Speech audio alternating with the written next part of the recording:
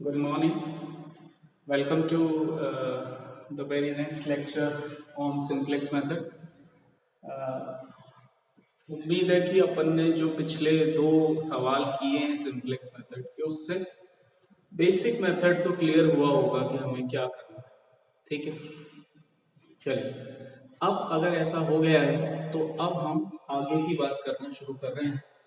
और मैंने क्लास में भी कई बार बोला कि जब तक आप खुद नहीं करेंगे कुछ भी नहीं होगा, इसलिए हाथ से रजिस्टर में करें देखते हुए। इसीलिए मैंने वीडियो वाला मेथड रखा है ताकि आप बार बार देख सकें कि हमने क्या किया, आगे पीछे करके सब कर सकते हैं। ठीक है, चलिए अब अपन आगे की बात कर रहे हैं। आगे की मेथड का नाम है, हालांकि ये सिंप्लेक्स मेथड का ही आगे की बात है, सिंप्लेक्स मेथड ही है, लेकिन मेथड में थोड़ा सा वेरिएशन होने की वजह से नाम क्या दे दिया गया है, बिग एम मेथड। ठीक है, कैसे आगे चलेंगे देखिएगा सर। शुरुआत जो है वो ही है जो हम करते आए हैं। सबसे पहले मैंने कहा कि हमारी प्रॉब्लम मैक्सिमाइजेशन की होनी चाहिए, तो हम इसे मैक्सिमाइजेशन में कन्वर्ट कर रहे हैं। अब क्योंकि हम बेसिक चीजें समझ गए तो मैं थोड़ा सा स्पीड बढ़ाऊंगा, बिकॉज बार बार एक ही चीज को डिस्कस नहीं करेंगे। नई चीज क्या है यहाँ पर कि जो कंस्ट्रेंट का साइन है वो कैसा है, ग्रेटर देन साइन। कंस्ट्रेंट का साइन कैसा है, greater than. So greater than होने की वजह से हमें क्या करना पड़ेगा, जो हम क्वांटिटी यहाँ पर हम पहले क्या कर रहे थे, ऐड कर रहे थे, अब क्या करना पड़ेगा, हमें सब्ट्रैक्ट करना पड़ेगा। कैसे करना पड़ेगा देखिए, 2x1 plus x2 minus x3 is equal to 4। ठीक है, मैंने यहाँ पे कुछ जगह छोड़ दी किसी वजह से। फिर इसी तरह x1 plus 7x2 minus x4 is equal to 7। क्योंकि ये लेफ्ट हैंड साइड क्या है, ज्यादा है, उसमें से कम करने से ये किसमें कन्वर्ट हो जाएगी, इक्वेशन। और अपन ने जितने भी वेरिएबल अब यहाँ पे काम में ले लिए हैं वो सारे क्या होने चाहिए, पॉजिटिव होने चाहिए। अब जरा हम देखें कि जो वेरिएबल आपने सब्ट्रैक्ट किए हैं x3 और x4 इन्हें कहा जाता है सरप्लस वेरिएबल। जो ऐड किए जा रहे थे उन्हें क्या कहा जा रहा था, स्लैक वेरिएबल, और इन्हें क्या कहा जाएगा, surplus variable. So that x3 और x4 हमारे लिए क्या कहलाएंगे, ये दोनों क्या है, सरप्लस वेरिएबल। ठीक है, चलिए ये बात होगी। अब जरा हम आगे की बात करें, और मैंने क्या सिखाया आपको कि इस स्टेप के बाद हमें क्या करना पड़ता है, मैट्रिक्स बनानी पड़ती है। ऑफिशियल मैट्रिक्स देखिएगा, 2 1 1 7 -1 0 और 0 -1। और क्योंकि ये सरप्लस वेरिएबल है तो इनकी कॉस्ट ऑब्जेक्टिव फंक्शन में क्या रहेगी, 0 0 रहेगी। जैसे स्लैक की 0 थी वैसे सरप्लस की भी 0 रहेगी। लेकिन अब अगर यहाँ पे अगर इस मैट्रिक्स को देखें तो यहाँ पर मैंने उसे कहा था कि आपको आइडेंटिटी मैट्रिक्स मिलनी चाहिए, लेकिन यहाँ तो नहीं मिल रही। -1 0 0 -1 आइडेंटिटी मैट्रिक्स नहीं मानी जा सकती। सो दैट हमें क्या करना पड़ेगा, आइडेंटिटी मैट्रिक्स के दो कॉलम नए लाने पड़ेंगे। और लाने पड़ेंगे तो अपन क्या करेंगे, यहाँ पे दो नए वेरिएबल, 5 4 तक हो चुका है, तो नए वेरिएबल कौन, x5 और x6। अब यहाँ पर ऐड जैसे करेंगे वैसे ये दोनों वेरिएबल x5 और x6 क्या कहलाएंगे, आर्टिफिशियल वेरिएबल। क्या कहलाएंगे, आर्टिफिशियल वेरिएबल। अब आर्टिफिशियल वेरिएबल की जो कॉस्ट है वो अपन को क्या लेनी है, ऑब्जेक्टिव फंक्शन में -m x6। -m का क्या कॉन्सेप्ट है कि m क्या है, आपने क्या बोला कि m एक बहुत बड़ा नंबर है, लार्ज नंबर। ठीक है, तो -m कैसा होना चाहिए, बहुत ही छोटा होना चाहिए। बहुत छोटा होना चाहिए, इसका मतलब यह है कि इसकी वजह से, इन दोनों वेरिएबल की वजह से ऑब्जेक्टिव फंक्शन पर जो इफेक्ट है वो क्या होगा, बहुत छोटा होगा, बहुत थोड़ा होगा। यही हम चाहते हैं। ये दो वेरिएबल ऐसे हैं जिनकी प्रॉब्लम में जरूरत नहीं थी, सिर्फ मेथड को आगे बढ़ाने के लिए। अब आ जाओ आगे। अगर अपन इस मैट्रिक्स को अब लिखेंगे तो कैसी दिखाई देगी, अब देखो ये दो नया है, इसकी वजह से आइडेंटिटी मैट्रिक्स कवर हो रही। सो जैसे अपने पास आइडेंटिटी मैट्रिक्स आ जाएगी हम आगे बढ़ सकते हैं, यानी पहले सिंप्लेक्स टेबल बना सकते हैं।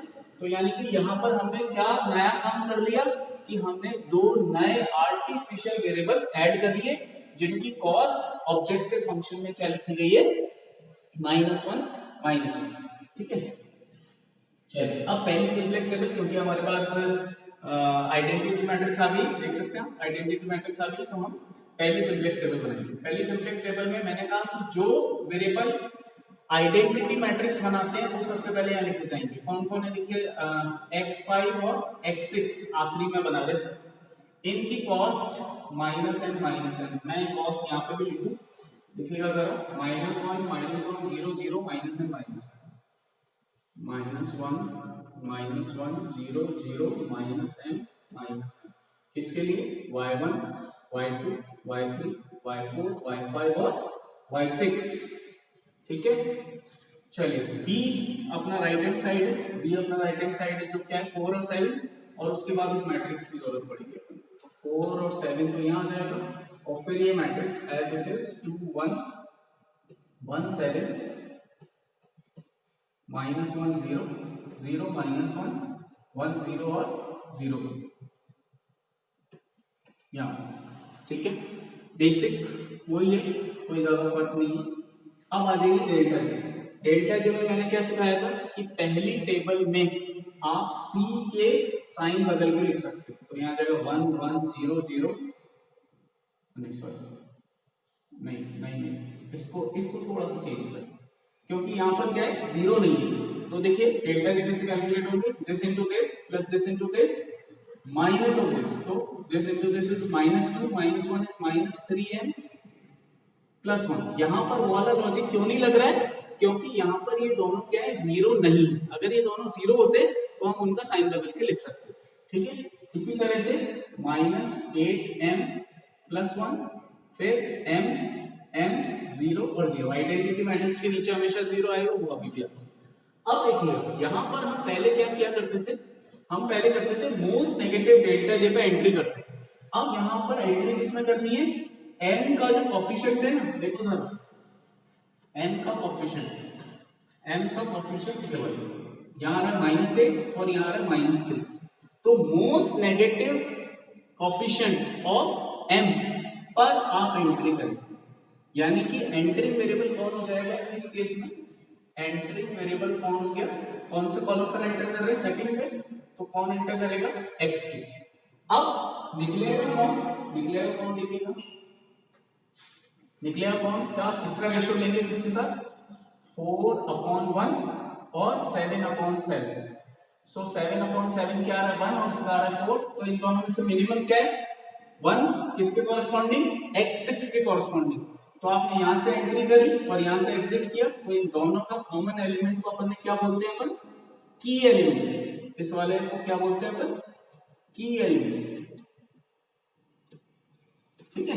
सो देखो समझो, आपको most negative coefficient of m पर एंट्री किया आपने, इसके अंदर गए, कौन एंटर हुआ x2, और डिपार्टिंग वेरिएबल कौन हो गया, x6, क्यों, क्योंकि इस कॉलम का जब रेशियो लिया अपन ने b के साथ, तो इन दोनों में मिनिमम कौन सा आया, ये वाला, और वो किसके लिए आया, x6 के लिए, तो x6 क्या हो जाएगा, डिपार्टिंग वेरिएबल हो जाएगा। अब अपन सेकंड टेबल पे आ जाएंगे, सेकंड टेबल बनाइए, देखिए अब ध्यान देना, यहां से जो अपन निकाल रहे हैं ये x6 क्या है, आर्टिफिशियल वेरिएबल, तो अब की बार में आर्टिफिशियल वेरिएबल जब आप निकाल रहे हो तो दूसरी टेबल में x6 यानी कि ये वाला कॉलम, कौन सा वाला कॉलम, y6 वाला कॉलम लिखा ही नहीं जाएगा, आप इसको लिखे ही नहीं अगली टेबल में, तो अगली टेबल में देखिए कैसे लिखा जाएगा, अगली टेबल में y1 y2 y3 y4 और y5, 6 आएगा ही, क्योंकि वो आर्टिफिशियल था, उसकी गिनती अब नहीं करनी, -1 0 0 -1, ठीक है। अब कैसे लिखते हैं, x5 अपनी जगह रहेगा, x6 की जगह कौन आ गया, x2, x5 की कॉस्ट क्या है -n, x2 की कॉस्ट क्या है -1। अब सबसे पहले 7 से पूरी रो को डिवाइड किया जाएगा, 7 से डिवाइड किया जाएगा, 7/7 1/7 1 0 -1/7 और 0, क्या किया अपन ने, की एलिमेंट से पूरी रो को डिवाइड कर दिया साहब, ये आपकी ये वाली रो आ गई। अब इसके ऊपर अपन ने क्या सीखा आज तक कि ऊपर वाले एलिमेंट को लेना है 1, 1 को मल्टीप्लाई करना है किससे, इन वाले एलिमेंट से। 1 से मल्टीप्लाई करोगे क्या आएगा, 1, 1/7, 1 0 माइनस 1/7 और 0। ये कौन सा एलिमेंट है, ये वाला। 1 से इसको मल्टीप्लाई किया। अब क्या करना है, जिसमें से 1 लिया है, किसमें से, इस वाली रो में से, तो इसमें से सब्ट्रैक्ट करेंगे 4 माइनस इस वाली रो, 4 minus 2 minus 1 minus minus 1 minus 0 minus और 1 माइनस। इनके रिजल्ट यहाँ दे दें, 4 माइनस 1 इज 3,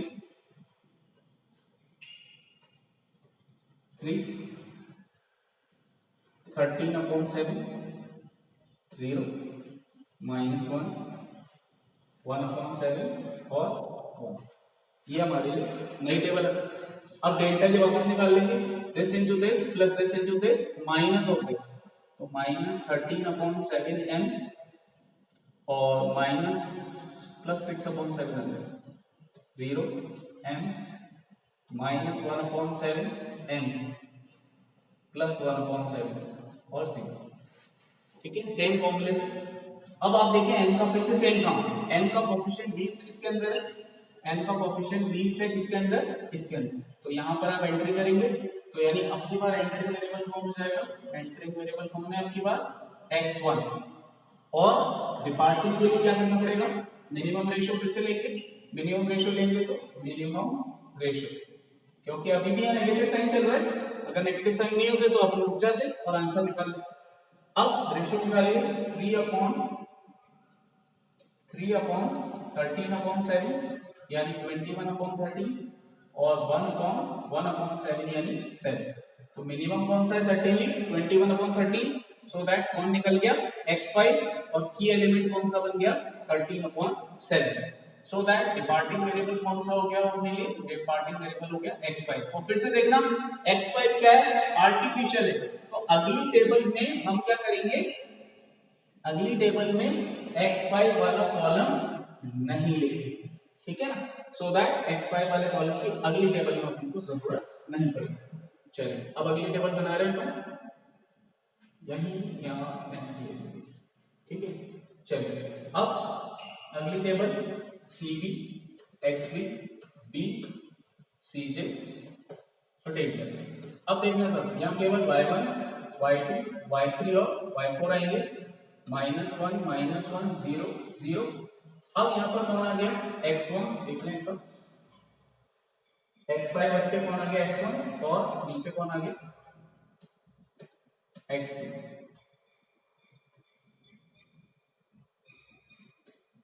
ये x2 आ गया, इन दोनों की कॉस्ट क्या होगी, -1 -1। अब देखना जरा, सबसे पहले कौन सी रो लिखी जाएगी, की एलिमेंट वाली। कैसे लिखी जाएगी, की एलिमेंट से पूरी रो को डिवाइड किया जाएगा। तो देखिए मैं डिवाइड कर रहा हूँ और लिख रहा हूँ, 3 को डिवाइड कर रहे हैं 13/7 से, तो आ जाएगा अपने पास 21/13, 13/7 से पूरी रो को डिवाइड कर रहे हैं, सो दैट अब क्या आ जाएगा, पहले 1, यहाँ जाएगा 1, फिर क्या आ जाएगा 0, फिर क्या आ जाएगा आपके पास -7/13, उल्टा हो जाएगा, फिर क्या रह जाएगा आपके पास 1/7, और डिवाइड किससे करें 13, तो 1/13, ठीक है। अब इसी के नीचे कौन सा एलिमेंट है, 1/7, 1/7 कौन सा वाला, ये वाला। इस 1/7 से मल्टीप्लाई करेंगे उसको, देखिए सर 1/7 से मल्टीप्लाई करूंगा मैं इसको, 1/7 से इसको मल्टीप्लाई करेंगे, देखना जरा, तो हो जाएगा आपके पास 3/13, 1/7 0 -1/13 और 1/19। अब किसमें से सब्ट्रैक्ट होगा, जिसमें से 1/7 लिया है, सो दैट इसी वाली रो में से सब्ट्रैक्ट करेंगे, इस वाली रो से। सो 1/7 1 -1/7 माइनस और 1 0 1 0 और आखिरी कौन सा एलिमेंट है, -1/7, ठीक है। सो दैट इसका रिजल्ट लिखेंगे 13, ये आपके पास आ गया 10/13, फिर आ गया 0, फिर आ गया 1, फिर आ गया 1/13 और फिर आ गया -2/13 14, हाँ ठीक है। ठीक है, अब डेल्टा जी निकाल लेंगे, ये तो नॉन जीरो आएंगे, 7/13 माइनस 1/13 6/13 और 1/13 प्लस 2 1/13। अब देखिए जरा सारे डेल्टा जी कैसे आ रहे हैं आपके केस में पॉजिटिव, यानी यही आंसर का स्टेप है।